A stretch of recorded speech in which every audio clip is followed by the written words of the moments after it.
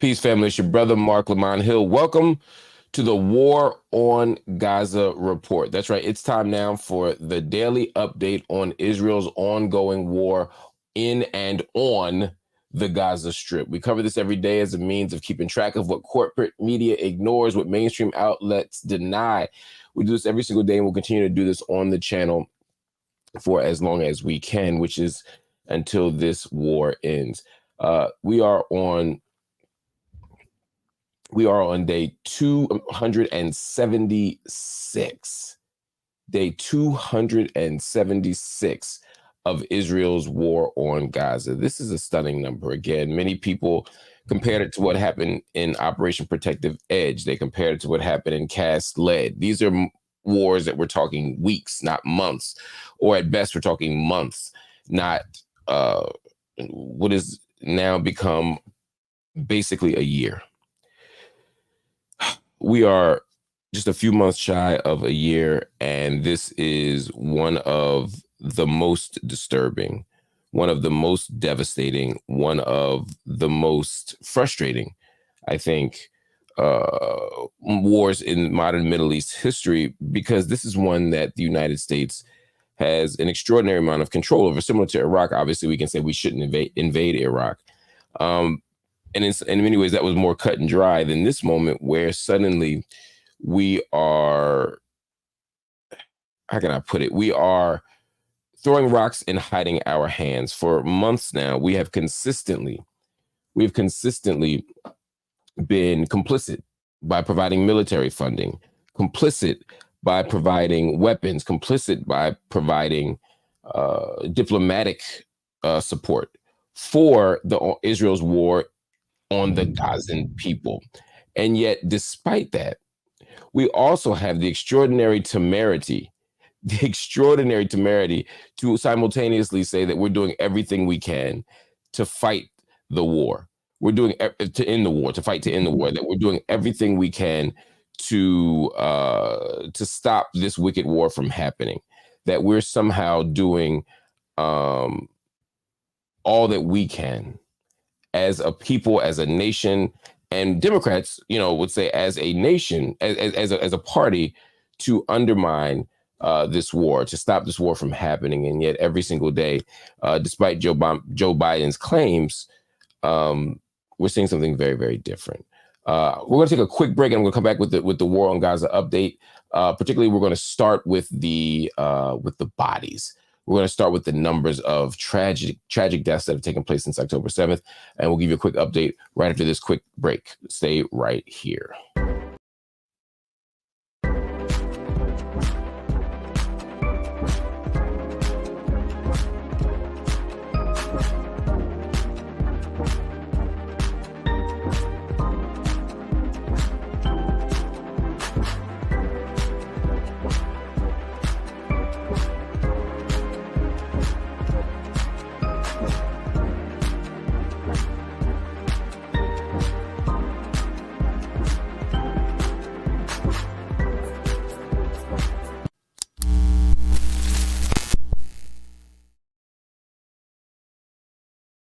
Thanks for hanging with me, family. If you notice, if I'm looking down, it's because I'm here trying to work out a tech issue to figure out how to do some awesomeness so that we'll be able to broadcast and live stream this across a range of platforms, which we will be able to do very soon.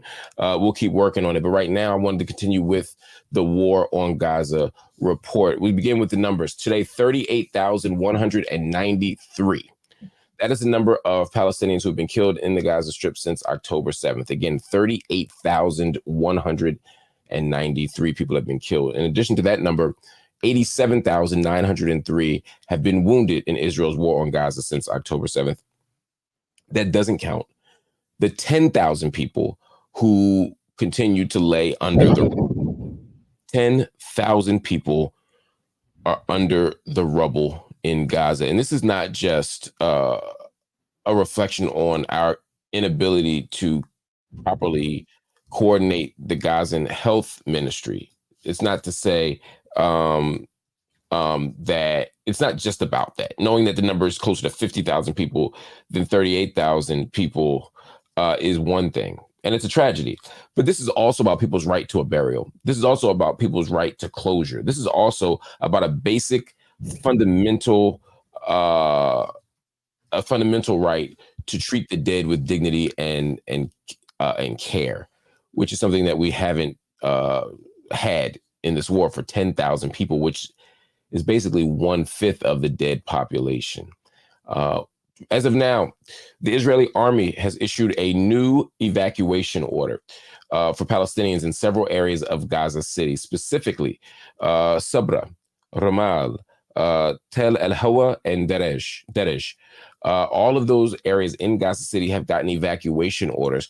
Many people will tell you that an evacuation order is a humane act, that it's proof that the Israeli army is operating with care, that this is the most moral army in modern history. But the problem is these evacuation orders are often not well distributed. These evacuation orders are often hastily, or rather they're given and then very quickly followed by military action. So in other words, they say, hey, everybody get out, and then the bombing starts. Not immediately, but soon after, in an insufficient amount of time for people to get to safe places. We've seen that all throughout Gaza City, including in a hospital and including in area schools. We've seen throughout the Gaza Strip, the same thing has happened.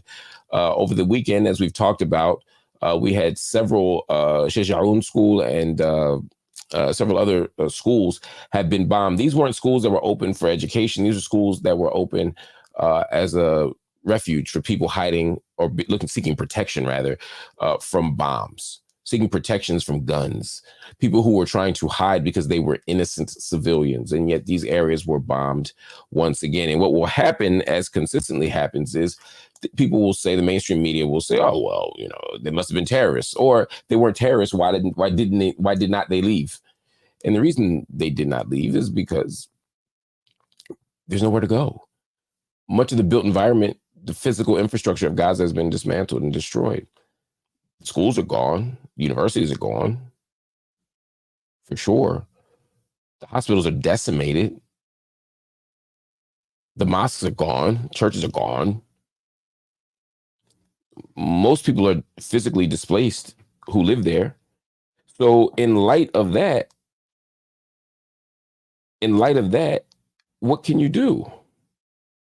In light of that, what do you do? Where do you go? So this idea that if only people would go somewhere, if only people would do what they're supposed to do, is absurd. It's absurd on its face, and it disrespects the agency, the will, the intelligence, the character of the Palestinian people. So I think it's important that we, at all times, keep track of what's really happening in the Gaza Strip. That said, other important information is that the mediated truce talks are expected to continue throughout the week. Right now, Egypt and Qatar are supposed to be the primary sites of these talks, but it's important to understand what's at stake with these talks. In particular, the idea that the ceasefire would be permanent was a non-negotiable for Hamas. Hamas said, if you're going to stop the killing, you have to stop the killing. If you're going to stop the shooting, you're going to have to stop the shooting. If you're going to stop the bombing, you have to stop the bombing. And now the idea that it's a permanent stoppage is not necessarily confirmed. Hamas has been willing to take a step back. For a long time, the irreconcilable tension was Hamas's non-starters versus Israel's non-starters, but it seems like Hamas has been forced to push back on at least some of their non-starters. Now, we can talk about what that means. That's a different conversation. But at the very least, we have to let go of the false narrative that Hamas is being recalcitrant, that they're being stubborn, that they're being unwilling to negotiate or debate or yield. That's simply not true. So we'll continue to cover that, but it's also important to understand that the violence that's taken place over the weekend has been an extraordinary setback for any kind of ceasefire talk. The chief of Hamas, just an hour ago, Ismail Haniyeh, says that Israel's military attacks in Gaza might push the mediated ceasefire talks back to, quote, square one. A specific quote was, in light of the massacres, killings, and displacement it is carrying out. I'm sorry. The Telegram channel issued a statement from Ismail Haniyeh saying, in light of the massacres, killings, and displacement it is carrying out, Ismail Haniyeh made urgent contacts with the mediators, warning of disastrous repercussions, noting that this would return the negotiating process to square one. And in a call with the mediators from Qatar, from Egypt, and I'm not sure if the United States was involved, that hasn't yet to be confirmed.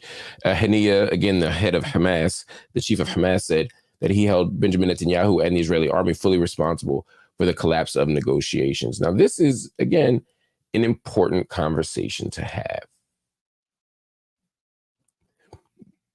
Is Netanyahu undermining peace talks by engaging in a military action every single time there's a peace agreement on the table? Oh, there's a peace agreement on the table, but I still must invade Rafah. Oh, there's a peace agreement on the table, I must bomb these schools. It seems to me that Netanyahu is always taking peace off the table through his own action. That does not seem like a coincidence. At the end of the day, we know Netanyahu is a very uncomfortable prime minister. He's a very insecure prime minister, and his power is contingent upon keeping a strong but fragile coalition together. And that is contingent on him engaging in acts of violence constantly to keep the Israeli right happy. It's not a good way to be as a human being. It's certainly not a good way to be as a people, but it's a hell of a way to be as a warmonger. If you try to be a warmonger, this is how you keep going with it, man. And on top of that, as somebody who will likely end up in handcuffs the moment he leaves the prime minister's seat, it's totally foreseeable and predictable that Netanyahu would move this way. Anyway, all of that is the latest. So thank you for watching. We got the latest on Israel's war on Gaza every single day here on the channel. Make sure you watch us. Check us out. Hit the like button, hit the share button, and if you're so inclined, hit the join button and become a part of the family. We'll see you soon. Peace.